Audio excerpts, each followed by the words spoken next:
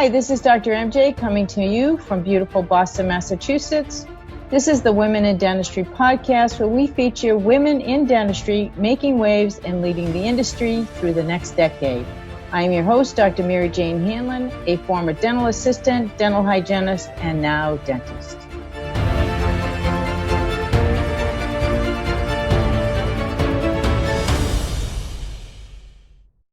I am pleased to introduce you today to Dr. Laura Shwindt. Dr. Shwindt is a retired dentist on a mission to help other women dentists enjoy a more balanced life so that they can avoid burnout. She practiced for 21 years and ran her own solo practice for the last 10 years. During the height of her career, she suffered a major bout of burnout, and it nearly destroyed her practice, her family, and her health. Miraculously, she was introduced to a coach who led her on a path of self-care and self-discovery. She saved her own life and woke up with a level of health that she had ignored most of her life. Using the same principles she learned in her personal life, she transformed her practice into a healthier, more holistic, more balanced dental home. Around the same time, a shocking medical diagnosis in her oldest son urged her to start living a more balanced life. Then 3 years ago, her husband had a medical emergency and spent time in the hospital fighting for his life. After her husband recovered, she began to completely rethink and redesign her life. After much careful thought and consideration, they decided to sell her practice and they moved their family to the mountains. It is now her goal to help other women dentists balance motherhood and professional life while avoiding burnout. It is indeed my pleasure now to bring you to the interview that I have shared with Dr. Laura Shwindt. Laura, it's really, really exciting to have you with me on the show today. I am so excited to start talking to you. We don't know each other at all. However, when I did read your story, I'm like, oh my gosh, I got to have her on the show. No wonder our mutual friend, Mark LeBlanc, wanted us to meet, because you really have a fascinating story. So why don't you tell us a little bit about your story, how you got into dentistry, and then what has transpired in your career to get you to where you are today? Don't forget to hit the subscribe button to our channel, and also don't forget to hit the bell so you never miss out on a single episode. Thanks so much. Awesome. Well, thank you so much for having me. I'm super excited to be here, and I love your passion for women in dentistry. So I can't even tell you how wonderful it is to see this positive force out in the world that you are providing. So you're right, we don't know each other, but when I read your bio, it's just really funny that we had a very similar experience in high school. Oh, goodness. What was that? Well, I read that you had a guidance counselor that encouraged you to be a hygienist and not a dentist. Mm-hmm. And I had a guidance counselor that encouraged me, when I said I wanted to be a dentist, he encouraged me to be a secretary. Okay. So we got to share stories. Was yours a male? Mine was a male. Mine was a male. Okay. And how many years ago on about average was this? 30 some years ago. Okay, mine is close to 40, so I'm a little bit older than you, but isn't that amazing that that time frame still elapsed and guys were still telling women, no, you should be the secretary. Right. And it was interesting because I had nothing but science classes in my background, straight A's, took all the advanced classes. And so that was really interesting to me. And I thought, yeah, no, I'm going to keep on my path, sir. Good for you. So you had a choice, right? That I call that my defining moment. You had a choice. You could listen to this guy tell you what you should be doing, or you can make your own decision and say, no, I'm not going to do that because I know the difference between a hygienist and a dentist. And I want to be the dentist. I want to be the dentist, and I'm not going to have you tell me that I can't be. So good for you. Congratulations. Thank you. Yeah, so I went, one of my other wonderful mentors is my dad. He was a dentist. Awesome. So that was, I got to see how happy he was. He enjoyed his career. He loved his patients. He loved what he did. And so I knew that that was a piece of what I wanted in my life. I wanted to be happy like him and enjoy something as long as he did. And so I kept it a secret from him, though. I didn't know. Really? Yeah, I didn't want to disappoint him. And so I went through college and I decided to take the dental admissions test, and I didn't tell him. And When I got the test back, I had scored well, and that's when I told him. Oh my gosh. So we share that experience as well. Oh, you're kidding. No, so I had gone to hygiene school. That's another story for another day, instead of right to dental school.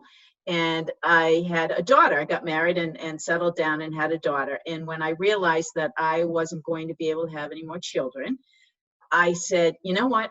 Forget it. I should just go to dental school. I've always wanted to go. I should just do it. Well, I never told anyone. I didn't tell my husband. I didn't tell my parents. I told no one. I took the DATs on a Saturday. I made up some whammy excuse not to do something and made my husband take care of our daughter, and took the exam. Never told anybody. Sent in both my applications. I didn't even know if I was going to do well enough to get in. I figured no harm, no foul. I won't tell anybody. I'll just do it. Got accepted to both the schools. I went, oh my God, now I have to tell somebody. So it was an amazing experience. And the one person I was worried about was my dad, because, with a 5-year-old child, my expectation was my parents would be really disappointed if I left my daughter at home or, being cared for by somebody else. So it was right before Thanksgiving, and I went home for Thanksgiving. We were having Thanksgiving dinner, and after we were sitting down having dessert and coffee, and I said, okay, I have an announcement to make. And fortunately, I had told my husband, so he wasn't caught off guard. But so I told everyone, and I looked right at my dad, waiting for his response, and he said, well, it's about time already. You've been talking about this since you were a little girl. He said, good for you. And I was blown away. And that was it for me. That was the end of all the angst. And I said, okay, this is where I'm meant to be. It's all good. It's all going to be good. But let's get back to you. So tell us a little bit about your college. You went right to college, and then you applied. Mm-hmm. And I applied to one school. It was my dad's alma mater, which was the University of Minnesota. Wow. And I was accepted. And so down the road we went. That was the beginning, and had a 4-year experience of dental school, which we can get into a little bit later. Okay. And then worked in several different job settings. My husband is a physician, so he was doing residency and fellowships, trainings, and that sort of thing. So we needed to move around while he did that. So I worked as an associate. I worked in a big group practice. I worked in a smaller group practice. And during those times, I really kind of took in a lot of what I liked and the ways that I enjoyed practicing.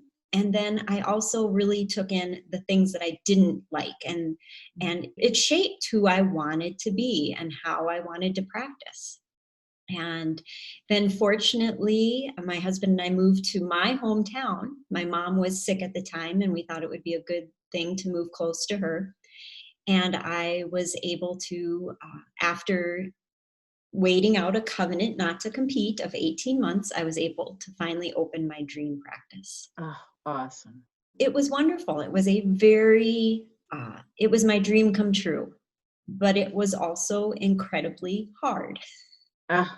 Did you start it from scratch? Started it from scratch. Yeah, I went down the same path, and it is hard. It's really hard. And you have to have your ducks in a row and understand business and cash flow, because, there were many times, and I'm sure that you might share the same, but there were many times when the only person getting paid was your staff and not you. So you had enough to cover the bills, and basically that was it. And you went like this every day. Yes, there was a lot of that. There was a lot of very happy times, but also a lot of, definitely stressful. And they don't teach you any of that stuff in dental school. So that was one thing that I didn't even think about picking up when I was working in these different practices. I was focused on the technical piece of it, and the staff piece of it, the team piece. That was a big piece of it for me. But I didn't really play into like the bookkeeping and the accounting and the business aspects. So I think that if I had any advice to give another female dentist, would be pay attention to that stuff when you're working for someone else. Ask questions. Absolutely, because it isn't something that's innate to us. And I find that women in general, if they don't have a mom that might be in business, or a leadership figure. Yeah, many dads are in business and sons tend to pick those things up, but daughters don't always necessarily pick up what their dads are doing. And I do think it's critically important that young women pay attention to that, because there's so many, and I think dads should be sharing that information with their daughters so that they're much better versed at the business side of life. I think that's one of our biggest failures in our model of society that we have. I mean, to think that we don't even teach basic accounting in school makes absolutely no sense to me. I agree. People don't know how to do a budget, you know, and profit and loss statement. In fact, I believe I made probably every single mistake possible when I started my practice. So, I'm pretty adamant that the students have to understand that business side of things. Yes, yes, I think you're right. And I think that that's one of the best ways to learn is, when you make a mistake, you learn. And then the best thing that you can do from that is to give that knowledge to other people. Because I think that, that way you can move the needle forward for someone quicker. They don't have to make those same mistakes. And so that is a big passion of mine too, sharing your mistakes, which is a huge piece of vulnerability. That is a really scary thing to do. And they don't really teach that in dental school either. And so I think that that is super critical, that you form relationships with people that will be open and honest with you so that you can be open and honest, because that's the only way that you continue to fall forward and succeed. Mm-hmm. I agree. So tell us where you are today in your practice. Yeah, so I ran my solo practice for about 10 years. And I, about halfway through that, started suffering from dental burnout. And I didn't realize it. I just thought it was normal. I was working lots of hours. I had 3 small children. My husband traveled a lot for work, and just putting in a lot of time trying to build the practice, keep it going, do community events, activities with the kids, my own physical fitness, if you would. And I started to just really close off. I started to not enjoy the things I used to enjoy. I was extremely exhausted.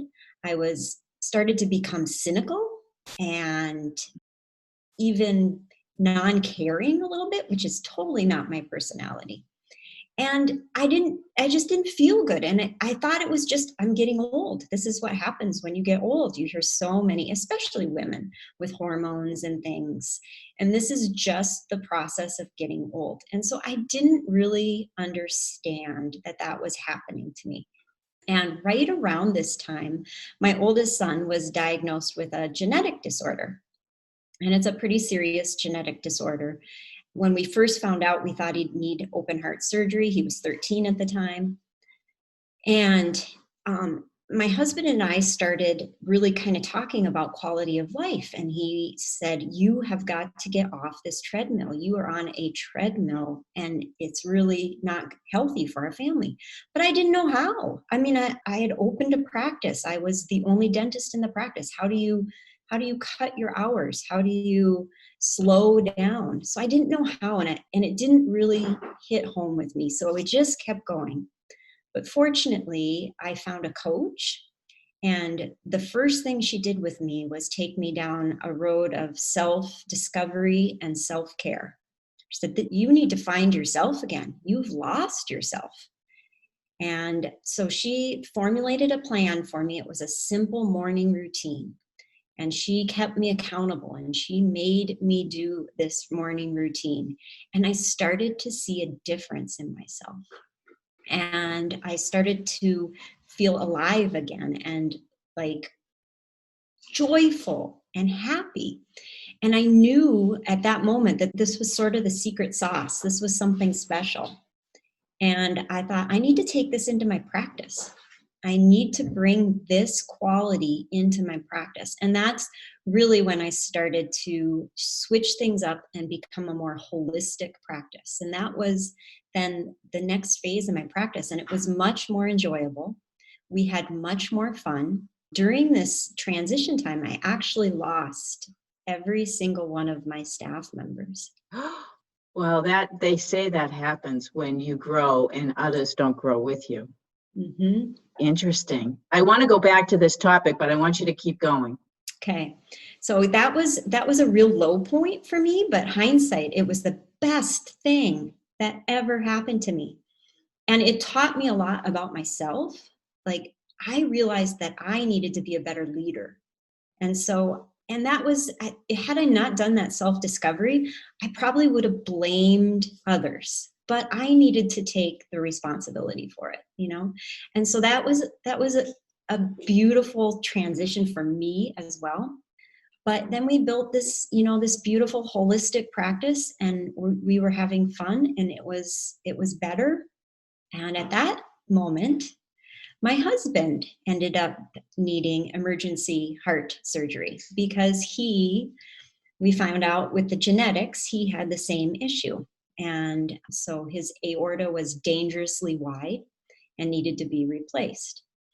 And that was then sort of the time when I really decided that, okay, I need to do something different. I need to focus on family. And we had long conversations. I mean, there was a dark period there where before his surgery where we were preparing for the worst, hoping for the best, but preparing for the worst, getting our estate in order. And he was filming videos for the kids and for me. And so it was kind of a crazy time. And after he got out of it and months of talks, we decided that we wanted to move to the mountains. Oh my gosh. Yeah. So I put my practice up for sale and we moved west. And where did you guys end up? We're in Oregon. We're in Central Oregon. Wow. Hmm. And so you're not practicing anymore. So I'm not practicing anymore, and kind of came here and had that fork in the road where you decide, what are you going to do? And I knew at that point I didn't want to open a practice of my own. I didn't know that if I wanted to work for somebody else. And I did some soul searching. It was a beautiful time that I was able to do some soul searching. And it came to me through self-discovery, morning routine, practicing those, journaling and meditation. It came to me that I want to take what I've learned and help women dentists. So that's my new passion, is helping women dentists so that they can practice, be mothers, and not go through burnout.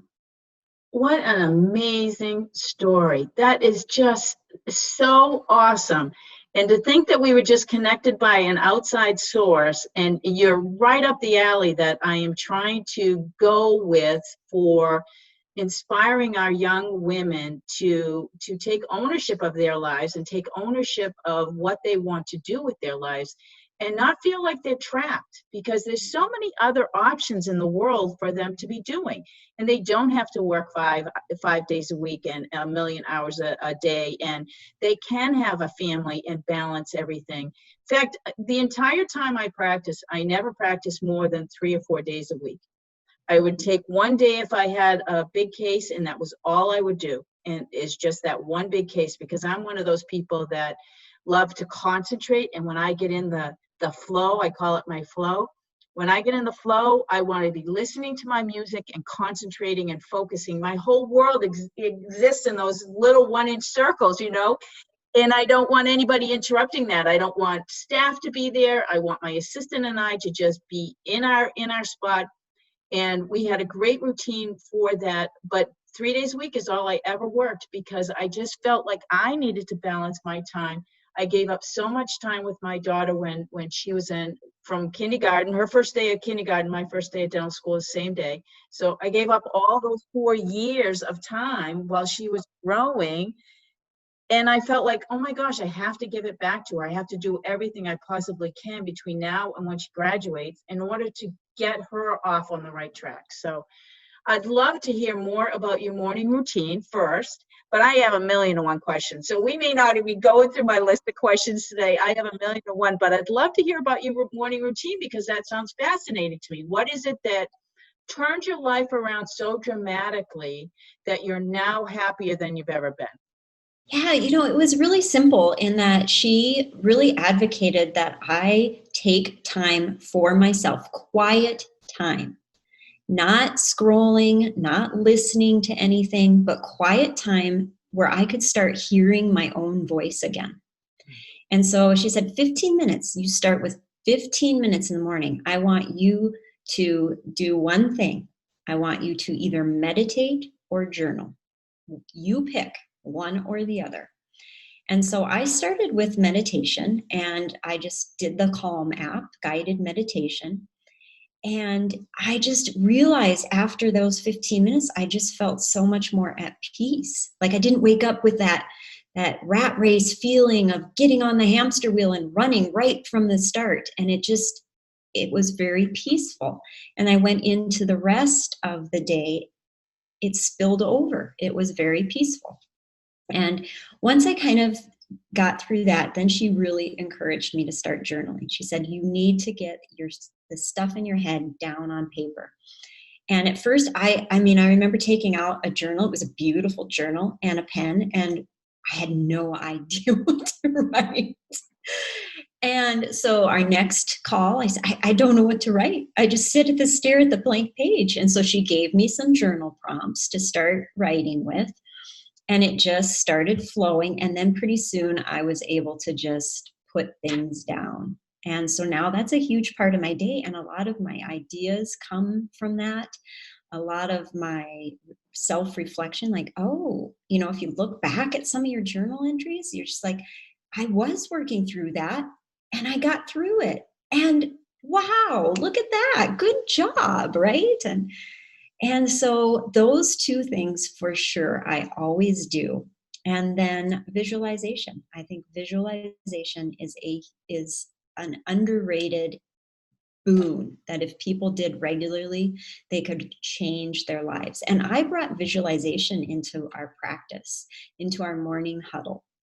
Good for you. Yes, that was one thing that I really stressed with my team, was trying to visualize their perfect day.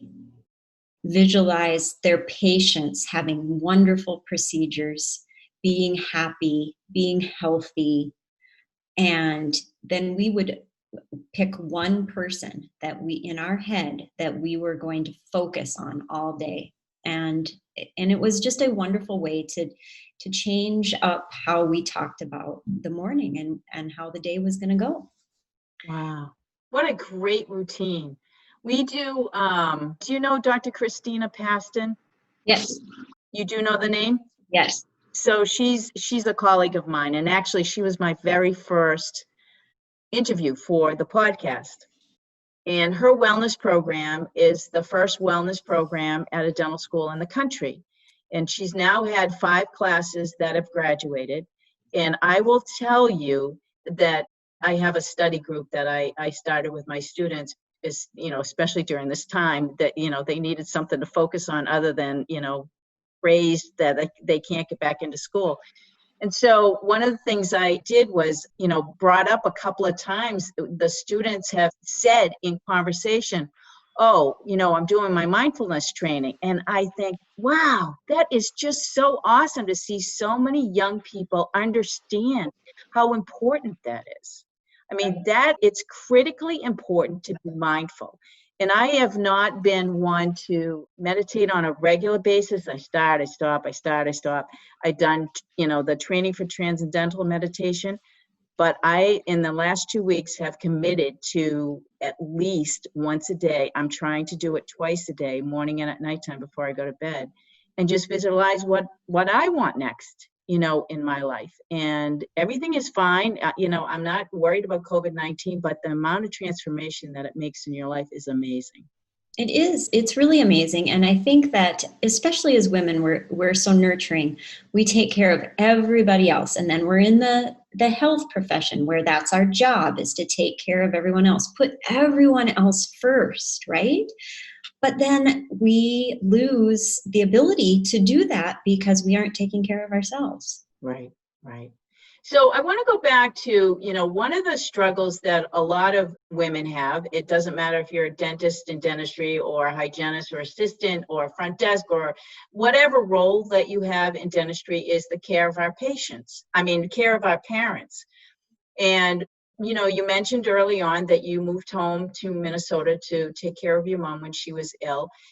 I just expand a little bit on that, how that kind of disrupts our flow in life. However, we do feel like I did the same thing for my parents. I do feel like we're responsible, right? And that it's not that we want to make a different choice, but we don't have a different choice because, they took care of us our whole lives. It's time for us to take care of them. Right, right. Yeah, that was an interesting time because my kids were little. They were 5, 3, and 1 when she passed away. So it was one of those times in life where, boy, it was just crazy.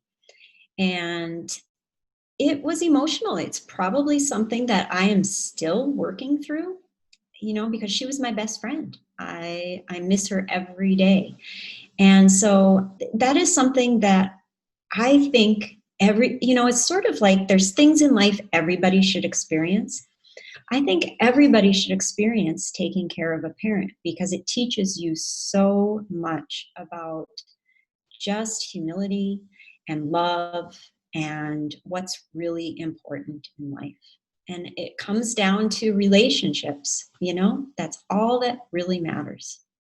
I couldn't agree with you more. It truly is all that matters in life. And if you don't have balance in that area of your life, I teach on 5 pillars. One is financial, one's health, wealth, family, and the spirit. And, the family piece, so many of us neglect that side of things. For example, and you feel guilty about it. I can tell you that one of the things that my daughter remembers all the time, being a little girl in school, 3rd grade, 4th grade, is my mom forgot me again. Can somebody please come pick me up? So, I lived with that but, in reality, she was fine. She just knew that I was working and I got tied up with a patient and all of that sort of stuff. I didn't forget about her personally, but I think we managed that guilt in different ways, and where, I could make up for it in other ways, just by being with her at different days of the week and doing some special things that we created. I think we have to think about that. We can't feel guilty about every single little thing. I mean, the guilt that we feel it's just a waste of energy, I think. Right. I think that one of the best lessons she taught me was you do the best with what you have in the moment. And that's all you can do. And once that moment's gone, you have to let it go. So, she was a big proponent of this too shall pass. Without a doubt. And, and then this is an interesting story, but I did a deep breathing workshop with my husband last fall. And at the end of it, she came and spoke to me. I felt her presence. And I remember just sobbing because I just missed her so much. And she said again, I heard it in my head, this too shall pass if you let it. And I just thought that was just beautiful. It's just like, you're right. We can't hold on to guilt. We do the best in the moment that we know how. And then the moment passes and we need to let it go. Without a doubt. Now, I'm doing a little bit of reading. I was turned on to a book called The Biology of Belief. I don't know if you've ever read that book. I've heard of it. Yes. Awesome book. Epigenetics and the impact on our lives from our surroundings is fascinating. I had no idea about it. And here I've been in the science field, just like you, for many, many years. And the impact that it has genetically on us. The one thing that they did say was that, they expected the DNA project, when they were mapping the DNA molecules and all of the proteins that make up the DNA, they figured they'd have 250,000 pieces of DNA. When they factored in all of the components and the different ways that they could interact, sure enough, there was only like 25,000. and they couldn't figure out where the rest of the combinations were coming from. The rest of the combinations come from epigenetics and the surroundings that we're brought up in. So more than ever, I think that people need to pay attention to what they say, how they say it, their thoughts that go on in between their, a friend of mine calls it mo and schmo. You got to get rid of mo and schmo. They have no room in your life with you because they do no service. You've got to figure out how to manage that. I don't know if you've figured out any coping mechanisms for that, but would love to hear it if you have. Yeah, it's one of those things that the morning routine, for instance, you can have a great morning routine, but if you put that on the shelf and then just go back to life as normal for the rest of your day, that morning routine isn't very effective. And same with the self-talk in our head. We can do mantras, we can do I am statements, we can write a note in the mirror that we see when we get ready in the morning. But if the rest of your day you're letting those other mo and schmo comments come in, you're sort of eliminating all that good work. And so I think of it as exercise. We don't go to the gym and work out just to come home and eat donuts all day. Yes, a donut treat every now and then is fine and dandy, and so the mindset work and the voices and the morning routine, it really needs to carry throughout the day. And the more that you can remind yourself to do that, the better that morning routine, the more effective it is. So you think of yourself as going to the gym and having a great workout every day, as opposed to a mediocre one. You're going to see better results. Amazing, amazing. So is there anything else that your coach has taught you that you can share with the women and maybe that might help them a little bit? I want to make sure that we leave enough time to talk about confidence, because I find, as I've shared with you, that confidence is something that I see is lacking in many young women. And I don't know if you have any stories about whether or not when you were a child you were confident just because you were smart. That tends to have more weight with people when you're little and you realize that you're smart, but then some women that don't realize they're smart and only hear the mo and schmo constantly as a little girl, that feeling of imposter syndrome or not ever feeling good enough, which is part of the feelings that I grew up with when I was little, can affect your confidence. Is there a time in your life that you can reflect back that we're always a confident young woman? Yes, I think I was very confident until dental school. I think dental school was really a tough place to be. Really? I think that for me, I did well in high school. I was top of my class. I did well in college, and things came easily for me. And dental school was a whole new landscape. It was hard. And there were people that were way smarter than me and much better than me. And so it really leveled the playing field somewhat. And then similar to what you said, we did not have a lot of female role models in our dental school. Now our class there was a lot of females in our class, but our role models, there was one full-time faculty that was female. And I think there was one part-time faculty that came one day a week for clinic. And other than that, we mostly had, otherwise men. And they just teach differently and they expect different reactions. Obviously you don't show your feelings, you don't show your emotions, right? And I'm a very touchy-feely, emotional person. And so that was really hard for me to not show that, to know that I had to put on this persona of strength and confidence all the time when on the inside I was, shaking in my boots. Mm-hmm. So that was tough for me. And I think that the best thing that I could recommend is finding a good mentor, because there was one, and it was a man, but he was a genuine mentor. He cared about us as people, not us as dental students or dentists. He was developing, he's like a good coach, the coach that doesn't care. Well, they care if the team wins and they care if you're a good athlete, but what they really care about is if you come out a better person. And, without him, and then the one female faculty that we had, without her, I think my confidence would have been zero after dental school, but they helped. And so I knew to seek out those type of people after dental school. I knew I always needed a mentor. I always needed somebody that I could talk to one-on-one and feel confident that I could share what I was going through.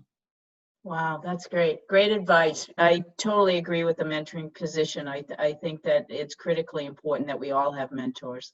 I was very fortunate also when I was younger that I had several people even in high school that mentored me and said, no, you can do this. Yeah, you just keep going. You can do this. And so I did, which really helped me.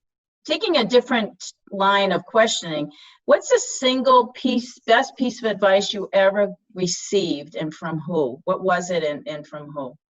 Yes, I think I would go back to my very first, I call her my coach. I had several mentors, but she was more of a life coach. And she just encouraged me to do things that I was scared of. Mm. And it sort of became a normal thing. She pushed me to constantly do things that scared me. And it just, each call, it got a little easier. It got a little easier. The very first few times I'd look at my notes and be like, there's no way. But I think that is a wonderful piece of advice. And I think it's one of the best confidence boosters that you can do, is always pushing yourself to do things that scare you. Because then you look back and you say, well, I got through that. And I know I can get through this next hoop. And so I think and it goes with all pieces of life. It can go with dentistry. She pushed me to take a hands-on course where I had to transport my patients 4 hours to, do dental work on them in an environment that wasn't my office. That was like mortifying for me. It was so intimidating, but I did it and it was the best experience of my life and my patients loved it. Well, because you weren't in control, right? That's another thing I find for us women. We have to be in control of everything. And that is part of our downfall because there are so many things we cannot control. Your house not being clean. Okay, no big deal. Don't worry about it. But we have to have it clean, right? The kids have to have everything done for them. The grades have to be good. The school lunches have to be done. Blah, blah, blah, blah, blah. They will survive if we don't make them lunch one day. Give them 50 cents or a buck, whatever it costs today, and they will survive. One day is not going to make a big difference. I think that we have to give ourselves permission to be human. We keep thinking that we're super women and that we're walking around like this all the time. And that's great for, getting your persona, geared up to do something big. But in everyday life, we don't have to be superwoman. We really don't. Yes, and I think that's a beautiful thing to talk about. Finding women that will be vulnerable and talk with each other about this, because that's another piece of it, that so many women get tied into groups where they don't really share. Maybe they complain a little bit, but they don't really share. Because again, it may look like you are weak. It may look like you don't have it all together. And we've been brought up to show that we have it all together, and we are, we're top achievers. We're usually type A personalities. We've been striving all our life, achieving. And so to sit down with someone and say, I don't have it all together, is really scary. But when you do that, it's amazing what you find out about yourself. And it's even better when someone feels comfortable to bring that to you. Well, and I think that we're so much more powerful than we ever expect ourselves to be. And that energy is there. It's just a matter of choosing to use it or not. That obviously the level of confidence brings up that level of energy and you can choose to use it. But so many women just don't know their own potential. Yeah. And I think, it's valuable to talk with someone that's just there to talk about you. And so sometimes that's not a friend because you spend a half hour talking about the kids and, other acquaintances or your redecorating project or whatever, and you never get to the meat. And then all of a sudden, oh, it's time to go. And we never really got to the conversation. Any meaty conversation, right? Mm-hmm. And so sometimes finding that mentor or that coach where right from the start, they want to start talking to you about you. So tell me, what helped you the most to get to where you are today? What do you think? The coach, going back to the coach again, is that the single most important thing that happened? I think that was a pivotal, life-changing moment. I think that if I had not found her, and I do believe that, people come into our lives right when we need them. And so she found me for a reason. And that really just changed my complete mindset. I think now if I had been able to do this much earlier in my life, where would I be now? Right? Can't look back though. I know, and so I'm excited for what the future holds for sure. And yeah, like I said, it just passion to help others find this. But that, and I think the whole medical thing with our family really highlighted again what's most important, and that is relationships and not waiting to do things. I mean, when you want to do something, you can't guarantee that it'll be there when you retire or it'll be there 10 years from now. And so sometimes you have to be bold, and it's scary. It's really scary, but you have to be bold and take bold decisions. And sometimes, you know, they may be the wrong decision and you learn and you do something else. So Absolutely, absolutely. So as far as the impact on your life, everything has had a domino effect from this one coaching call. mhm, Isn't that amazing? Wow. it is. And she was so good in the sense that she just started so small with me. It wasn't, it was just start right here, do this, and we'll talk next time. Isn't that amazing? And so did you talk with her once a week, once a month? How did you connect?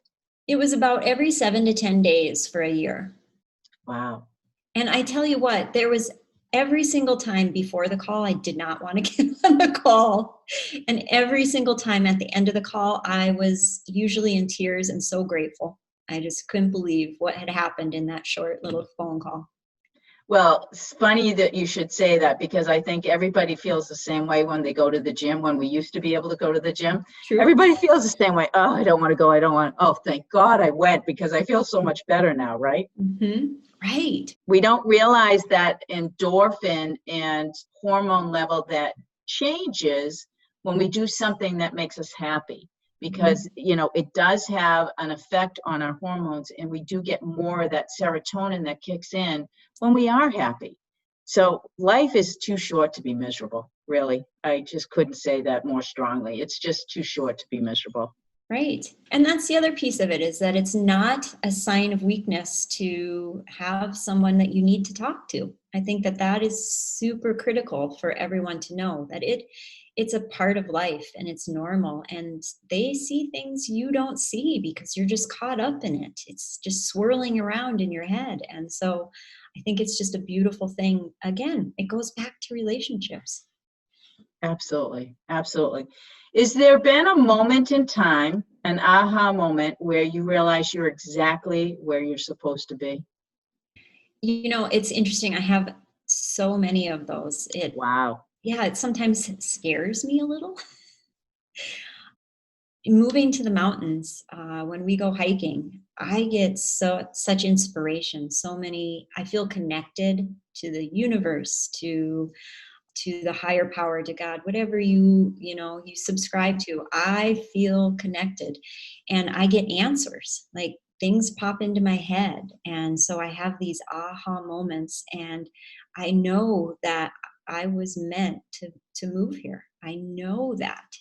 And even though that was a really scary transition, it has proven itself over and over with the people I have met and the situations I have found myself in. So that's definitely an aha moment. I was talking with a colleague. She's much, much younger than me, just starting her family and just about to start her practice. And she was just describing what she was going through, some of the emotions and things that were happening in her life. And I saw myself in her. And I hope I don't cry, but It's okay if you do. I knew at that moment that I wanted to stay connected with her because I want to mentor her. I want to make sure that she takes care of herself because it's so easy to just get caught up in it all. And I love hearing that you took, days off. You only practice 3 days a week because again, we're such achievers and such pushers. We push ourselves to always do more, do more, do more. And that's sort of what happened in my practice. It just ballooned and snowballed into this beast that it was too much to handle.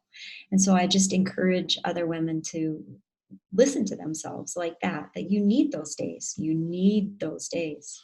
Without a doubt. And I think that heading into a private practice now, I think women should find each other and support each other because I think 2.5 days a week for each one of them to do in a practice is more than enough. And you just choose what works best for you and your family, and you can do it all. And at some point, if you want to go full time, you choose to do that. But right in the beginning, when you're trying to balance and I don't think it's copping out on anything. I think that we're trying to be good moms, good professionals, and give our best. And the only way to give your best is if you allow yourself the opportunity to do what you need for you. And you have been saying it the entire time. I love, love, love what you've been doing with your life. I think it's outstanding.